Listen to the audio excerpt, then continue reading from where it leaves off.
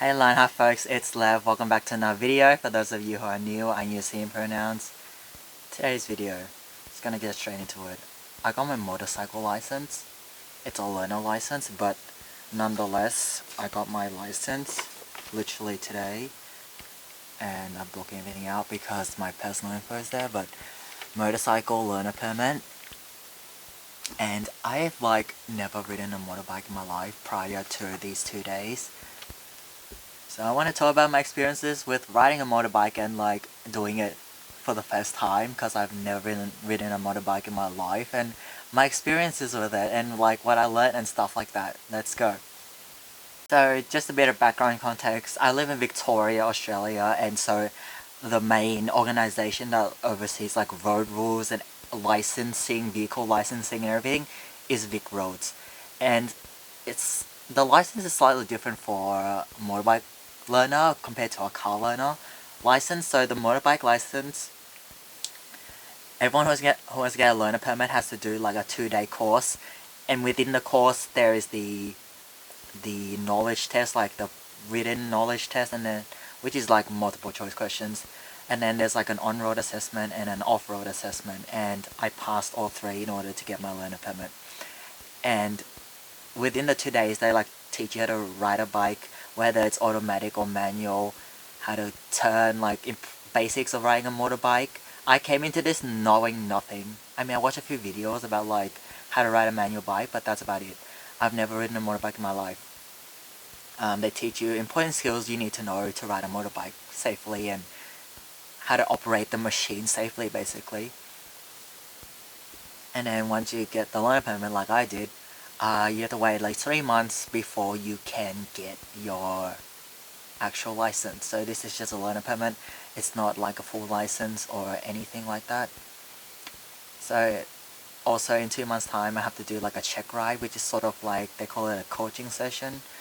We're just riding in a group and they give us feedback about where we can improve and whatnot. And then a month after that, if we want to, we can get our license. But this learner permit's only valid for 15 months, so if I don't get my full license without restrictions within the next 15 months, I'll have to reapply, do my learner permit thing again in order to get another learner permit in order to actually get my license. So within the next 15 months, I will get my full license.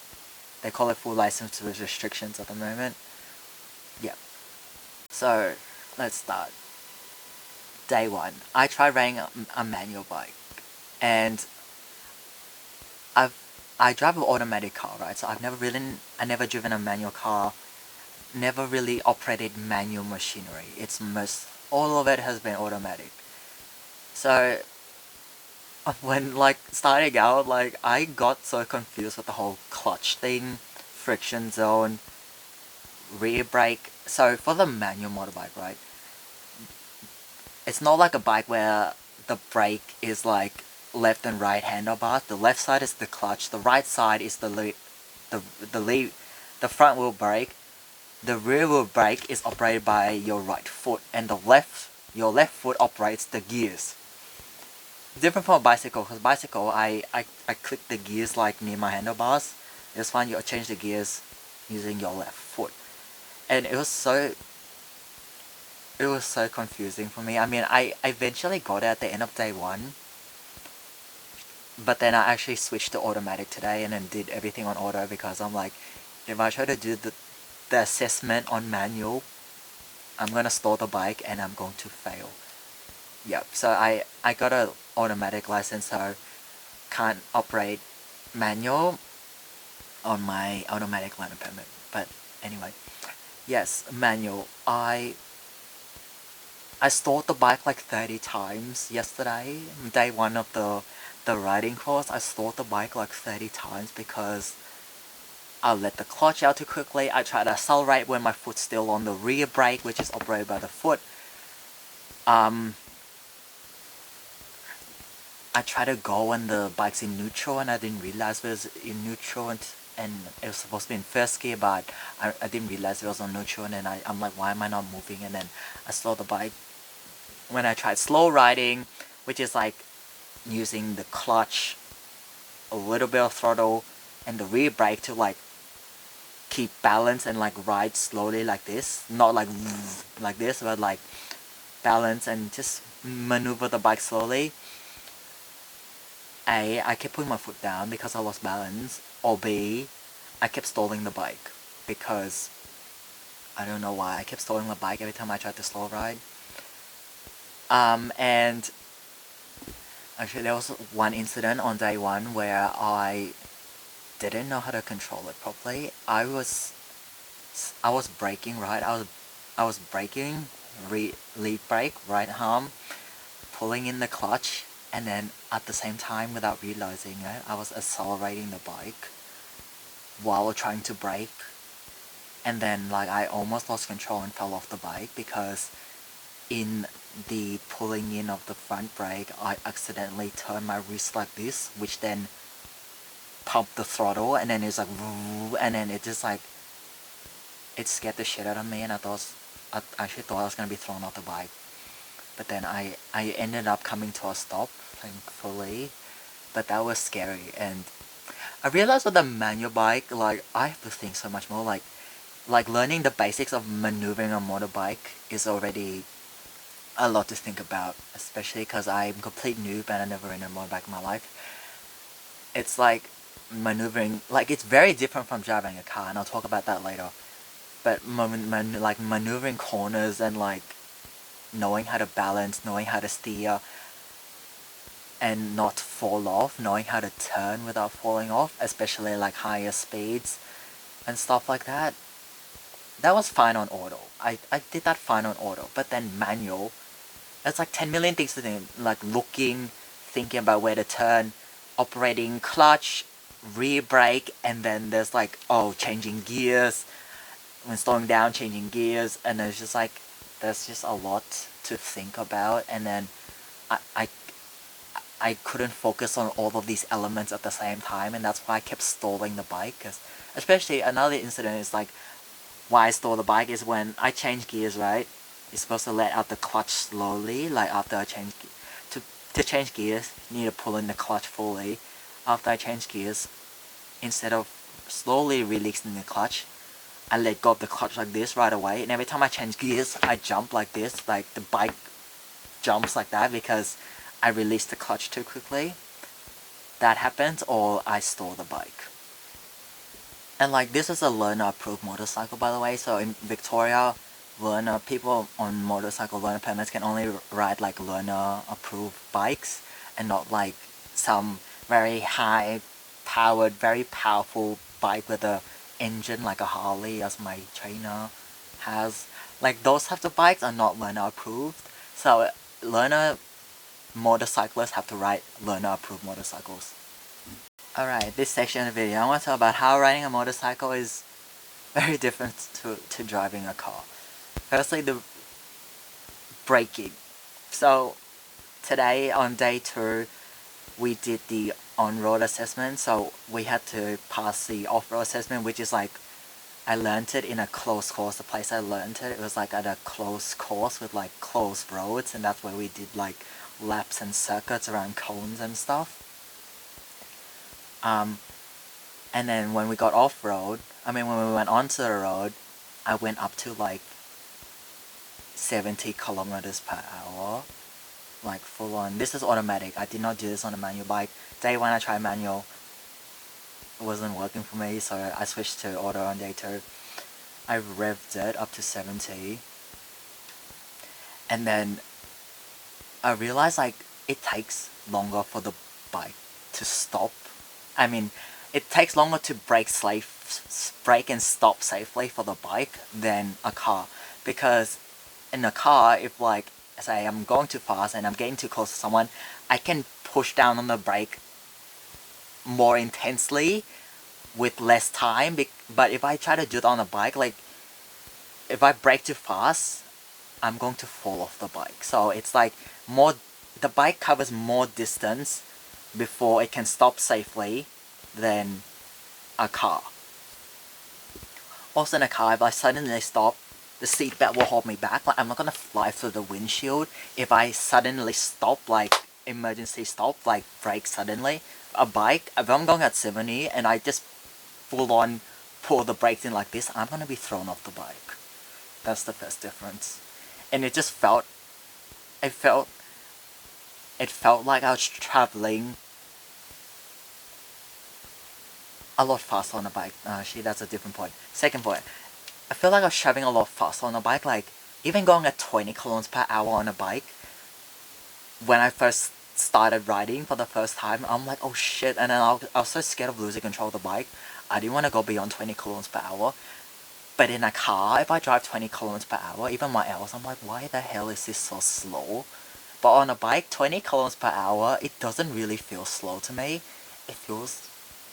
It's not like extremely fast, but it's still pretty fast. It feels pretty fast compared to driving a car at 20 kilometers per hour. It's just like so slow. Thirdly, well, me riding a motorcycle is more vulnerable than a car, and it is actually more vulnerable because in a car, right, there's like metal all around me, like 4 sides of me. I'm protected by metal. I'm riding a motorbike, I'm only protected by my motor gear, like my helmet and my armor jacket and everything. But if there was a collision between a car and a bike or something, I'm gonna be yeeting off the bike, and I don't have a seatbelt to hold me back, and I'm more exposed to the elements and the sun. Like today was like 29-30 degrees in Melbourne. I was cooking in my like protective gear. Like I didn't just wear like a t-shirt and ride. Like I wore like thick jeans, boots, a helmet which gets stuffy, plus the jacket with like padding on the shoulders and the elbows and everything. But in a way, being exposed to the elements was cool. Like going, like I went 80 down, like in a group ride. We did a group ride. I went 80 k's down a freeway with like other traffic. There was like other cars. Like this was a main road, off road. I mean, this was an on road assessment, so I was driving on actual roads, not like a closed circuit. I went at 80 k's an hour. It didn't feel hot, even though it was like 30 degrees outside. Like all the wind, I didn't feel cold either because I was wearing the helmet, visor down fully, and then full covered clothes, like my gloves, everything, long sleeve pants, long sleeve jacket, everything. I didn't feel cold. It was actually quite refreshing in a way. Indirectly feeling the elements. I didn't feel it directly on my skin, but I felt the resistance, and it was cool in a way. But it can also be scary in a way because yeah, with the car, I am protected by metal, so if there is an impact or an accident or collision, I am not the direct target. Like the thing that collides with me will not hit me directly, it will hit the metal of the car. But if some driver decides to into me, it's literally hitting me directly, and I don't have a wall of armor around me. Another thing I found very different with riding motorbikes instead of a car. When I say motorbikes, I mean scooters as well, just like two-wheeled vehicles, vehicles. Where I look is different. Like when I drive a car, I look at the road. Of course, I look at the road. I look at the road ahead of me, and I look if there's a corner coming up. My eyes follow the corner. Like I look, and then my hand steers around where I go. But with a motorbike, I have to look just not look at where the corner is. I'm looking at where I want to go. So if there was a corner, when I'm driving a car, I don't look beyond the corner. Like I don't look to the end of the corner and like where I'm actually going to go. Like I follow the road like ahead of me and then turn as I go. But if I was riding a motorbike and I just looked, like if this was the corner, it was bending like this. Oh, I don't know how to do it. I don't know. If this was the corner, actually I can demo with my hand. If this was the corner, when I'm driving a car, I just look like here. Like if I'm here, I look here, and then when I get here, I start turning more. Like this. But when I'm riding a motorbike and I'm here, I have to look over here. Like if I just look here, I'm gonna end up going straight into the curb or whatever. I have to look like beyond where I want to be. Like I can't just look at the corner point itself. I have to look like over here onto the road where I'm going to end up. So looking is like looking ahead. They like look 12 seconds ahead of you, 6 seconds ahead around a corner. But if I'm driving my car, if I'm here, I'm driving a car, I just look here and then I follow the corner naturally. Motorbike, I have to look beyond the corner. If I can see it, look beyond the corner. That's another different thing. And when I was doing the little circuits on the close track, even going at like 15 k's an hour, I was losing control because I wasn't looking beyond the corner and I was just looking at like the corner point where I was turning. I didn't look beyond the corner, and then what ended up happening is I went straight to where I was looking, and then I went out of the lines which we were supposed to turn at because I wasn't looking far ahead enough. I was looking at the corner, not beyond the corner where I'm actually going to be. So that's another difference that I found. Another thing about riding motorbikes and scooters is, so with a car, if there's a lane, then I'll just stay like in the center of the lane, not drive on the edge or the line where that separates the other side of the road. Like I don't drive on that side and I don't drive right next to the curb. It's like center of the lane, right? Rectangular vehicle, center of the lane. Motorbike riding, we do something called lane positioning, which is we adjust our lane positioning depending on our environment. Is there oncoming traffic? Where are we turning left, right? Like the safest place to ride is on the right hand wheel track, and what that means is, imagine if there's a car, right? Imagine a car like this. The thing's reversed. So this is my right hand. The right wheel track is like where the right tires of a car would be. The left wheel track is where the left tires of the car would go. So a car leaves two tracks like this because it has 4 wheels, two on each side. A motorbike leaves 1 track because it's only on 2 wheels. And what they mean by riding on the right hand wheel track is if the lane's here like this, I'll be riding on the right side of the lane, not in the center of the lane, not on the left hand side of the lane. The safest place to be is on the right hand wheel track. But we lane position, say if I'm riding in the right hand wheel track and there's I hit my mic, there's a car oncoming on the other side of the road, then I would move to the left hand wheel track, because the trainer did say we want a 2-meter buffer gap between us and both sides of the road. So if a car's coming this way, I don't want to be on this side close to the car. I want to be on this side, keeping my distance between me and the car. And then once the car's passed, and if it's safe to do so, I will drive on the right hand wheel track if I can. So lane positioning. So also if I'm like turning left, for example, if I'm turning left onto a street, then I would want to stay on my left hand wheel track most of the time. Like tight corner, like going around the corner like tight and not like wide like this where possible, because there could be oncoming traffic on the other side of the road that I'm turning into. So I want to stay close to the edge as possible, and when it's safe to do so, start riding in the right hand wheel track again. So it's very interesting to me, because when I drive a car, I just stay in the middle of my lane, I don't really think about it. But in a motorbike, it's like the lane is way bigger than the motorbike, and then it's like I adjust my position in the lane according to what's happening around me. So that's all I can think about for the car versus motorcycle riding differences. Now I'm going to talk about just some of how I felt about it and like the internal dialogue I had with myself. So yes, as I mentioned earlier, I started off trying riding a manual.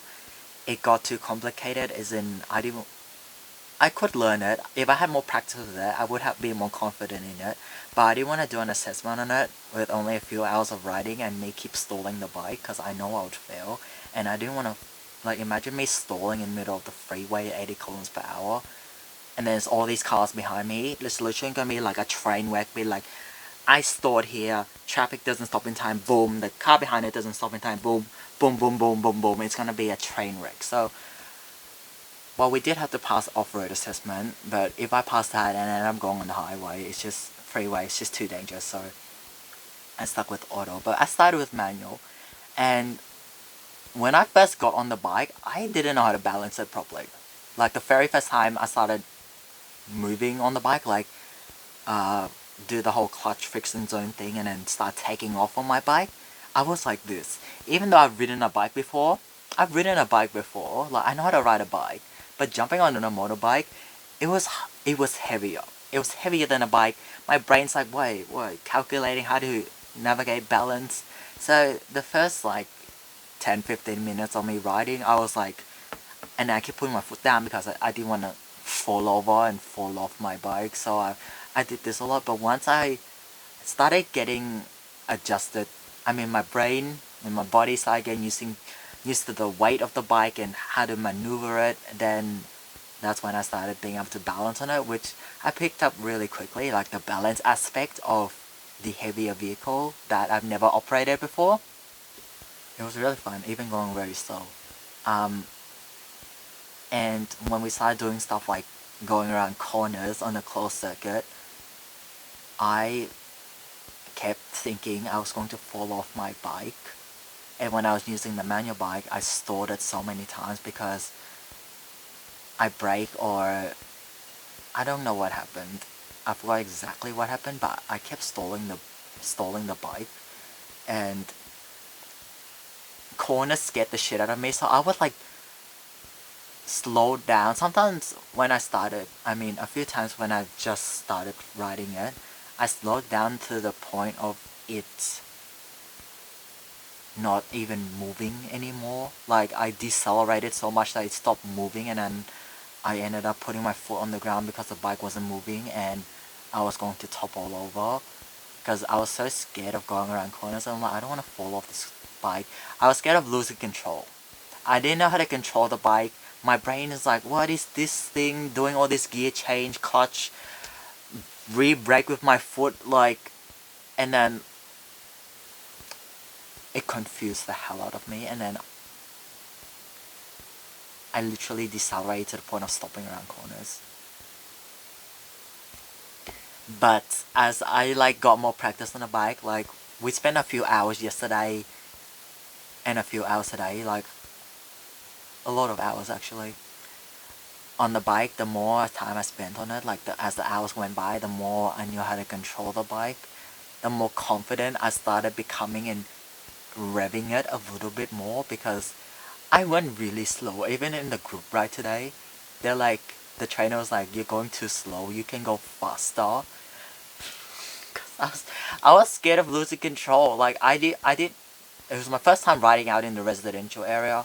I didn't want to be like revving it up so fast that I lose control of it, because I don't know how to navigate the bike in this environment.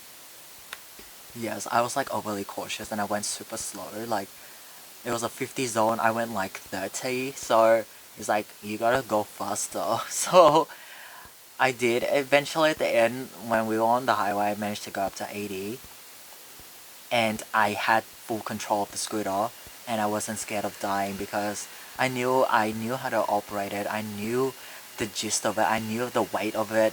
I knew how to operate the brakes properly. Auto is way easier than manual, by the way. And then I knew how to decelerate on my throttle and not accidentally rev it when I'm trying to brake. Once I knew how to do this and felt more confident that I had control of the bike as opposed to the bike having control of me, then I started feeling more confident in revving more and going faster. But when I started, even going 20 kilometers per hour was like, oh fuck no, I didn't want to go 20. I kept going at like 10 kilometers per hour. But which in reality was very slow, but for me, who didn't know how to control the bike properly, that felt very fast for me. Another thing is like, I tend to be very hard on myself when I make mistakes, but I try to talk to myself in a nice way when I didn't understand something, or when something was new to me and I didn't know how to do it properly yet. It's like, Lev, you've never ridden this before. Don't bash yourself up because this is literally like you have like less than 20 hours of riding a motorbike experience. You never even operated one in your life, and you're being this hard on yourself for not being able to navigate a corner, or going off track, or stalling the bike, or yeah. There were points where I was using the manual bike where I didn't know where the gear box change thing was. Like, I had footing of it at the start, and I lost my footing of it. Like, I had my foot on the peg, but I didn't know where the damn gearbox was. And then I went like lap after lap after lap without changing gears, even though we were supposed to practice changing first, second gear. I didn't know where the damn gearbox was. Excuse me. I didn't know where the damn thing was because I lost footing of it, and I'm like, fuck. And I kept staying in first gear even though I was supposed to go into second gear. And I really did try not to beat myself up for all of these things. And even with the assessment today, like, I thought I had butchered it. Like, we can make 3 safety areas, and if we make 3 or more, then we fail the assessment. And I thought I had completely fucked up at some point, but then the trainer's like, you got 100%, no safety areas, and I'm like, what? Because I thought, for example, around a corner, even on an automatic bike, I was like, it felt like I was really close to the line, and I thought I had crossed the line accidentally. Like, it was a little corner. We're supposed to go around the corner without going out of bounds, and then I thought I had gone out of bounds. In my head, I'm like, fuck, you butchered that part. But then later at the end, he's like, no, you made no errors, and I'm like, this is not an example of me like beating myself up already before knowing the actual outcome from the trainer, who knows what he's talking about, and he can actually see things properly and I can't, because he was standing there observing me. I have my own view of things and how I perceived it, which is very different from what actually happened in objective reality. As in, I thought I had gone over the line, he saw me and I had not gone over the line. And then yeah, also when I started, I didn't know how to control the throttle properly, and there were points where I just like vroom, and I'm just like, fuck, too much acceleration. And there were also a lot of points where I under accelerated, as in I didn't accelerate enough, and that's another reason why my manual bike stalled, because I didn't throttle enough, so there wasn't enough acceleration, and then I wasn't moving. So I realized, like, even though there was the loud vroom vroom vroom thing, I was literally only going like 15 kilometers per hour, and then I revved it up a little bit more, and I'm like, oh, I'm only going at 20 kilometers per hour, even though it sounded like I was going at like 80 with a sound. It wasn't actually that fast, and I realized that when I was doing my on-road assessment today. I was like revving up, and I'm like, oh, I'm only going 40, I'm supposed to go 80, and I'm like revved it even more, and I'm like, oh, I'm only going 60, and I'm like rev it even more. So yeah, when I started, I didn't know how to control it properly. I under accelerated, or I roomed too much, which then caused me to stall the bike because I was braking at the same time, trying to clutch and stuff. All in all, I passed all assessments without mistakes. I underestimate myself. Actually, I did make mistakes, actually. Take that back. The on-road assessment, I made mistakes and stuff. I made some mistakes, but I learned very quickly from it. And it was good that the trainer had like an objective set of eyes on me, because sometimes I don't realize I'm doing things, because this is all new to me. I don't realize I'm making mistakes, and it's like the trainer's like, hey, you did these things well, but then you also could improve on this, which I found very, very, very helpful. And like, I'm proud of myself for doing something new. Like, when I make YouTube videos talking about like when was the last time you did something for the first time and stuff like that, like, I also ask myself these questions, and I also go out of my comfort zone in order to grow. Because if I keep staying in my comfort zone, I'm not going to expand it, I'm not going to grow. And the only way to build our comfort zone, all of us, is to step beyond it, is to step outside of it. In order to expand it, we gotta step beyond it. And riding a motorbike is one of them for me. I did seek the thrill of riding a motorbike, like going really fast, 80 on the highway. But then there was also a part of me that knew that this is quite dangerous, and if anything went wrong, I could be killed in an accident. And that's why, like, my brain didn't want to go fast at first, because it's like, oh, you need to know how to control this bike and not run into the damn wall. So yeah, I can't really think of anything else. It's just really exciting just riding a motorbike. Now I can ride it. I can ride my dad's scooter and just vroom vroom around my neighborhood. Legally and safely, of course, not like go 100 k's in a residential area. Thanks for watching, folks, and I will see you in the next video.